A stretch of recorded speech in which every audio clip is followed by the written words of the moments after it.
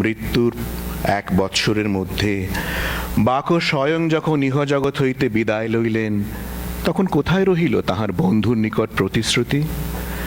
পুত্র বাথিনকে শোক সাগরে ভাসাইয়া এবং তাহার উপর প্রচুর ঋণের বোঝা চাপাইয়া বাকও অজানার উদ্দেশ্যে পাড়ি জমাইলেন। পিতৃবিয়োগে অভিভূত বাথিন শোক করিবারও সময় পাইল না। পিতা তাহার উপর প্রভূত ঋণের বোঝা চাপাইয়া গেছেন এবং সে ঋণমুক্ত হইতে অতি সত্বর উপার্জনের রাস্তা খুঁজিতে হইবে। এ জগতে সে একটিমাত্র কাজই পারিত, তাহা হইল ছবি আঁকা।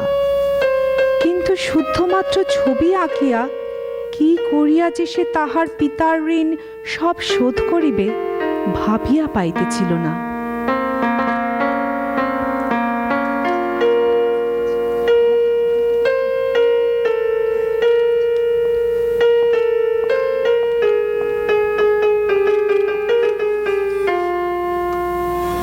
কেঁদো না বাথিন, কেঁদো না।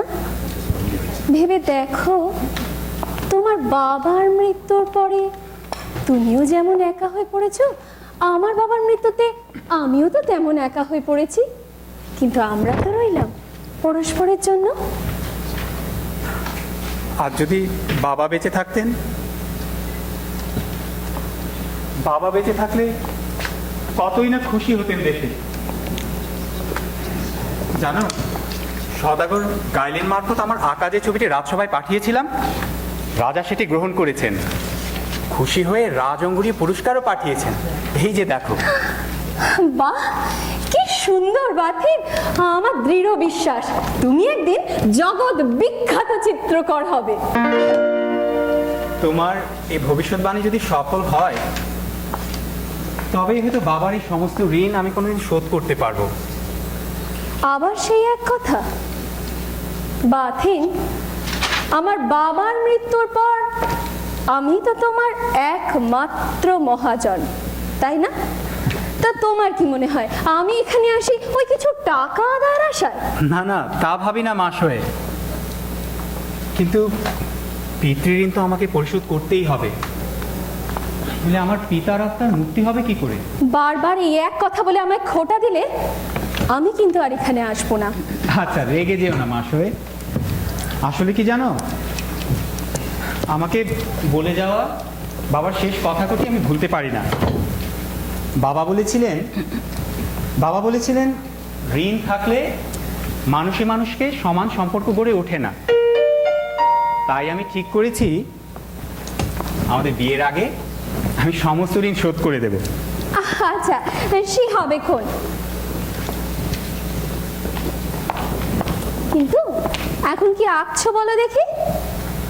রাজদরবার থেকে প্রভু তথাগতের শিষ্যা গোপার একখানা ছবি আঁকার ফরমাইশ পেয়েছি। সারাদিনে মুখ তুলতে পারিনি। বাথিন, তুমি যদি আমাদের মতো মেয়ে মানুষ হয়ে জন্মাতে, তাহলে এদেশের রাজা কবেই তোমাকে নিজের অন্তঃপুরের রানী করে রাখতেন। তাই নাকি? কেন বলো তো, ওর কি রানীর অভাব? না না, আমাদের রাজার অনেক রানী, কিন্তু না, এমন সুন্দর মুখ, এমন মিষ্টি হাসি কি তাদের কারোর আছে?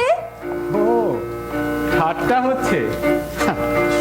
ভাগ্যিস মান্দালে থেকে এত দূরে আছো, আর এখনো রাজার চোখে পড়নি, নইলে তুমি নিজেই গিয়ে একদিনে রাজার বামে বসতে। না গো না, আমি চেষ্টা করলেও তোমার মতো সুন্দর হতে পারতাম না।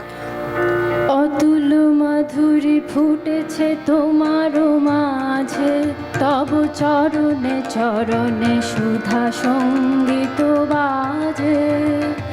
অতুল মাধুরী ফুটেছে তোমার মাঝে, তব চরণে চরণে সুধা সঙ্গীত বাজে।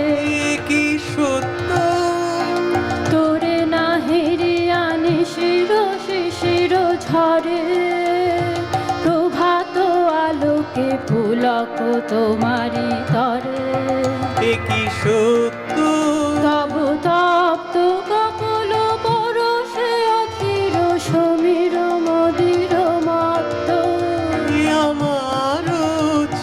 ভক্ত একি সত্য সকল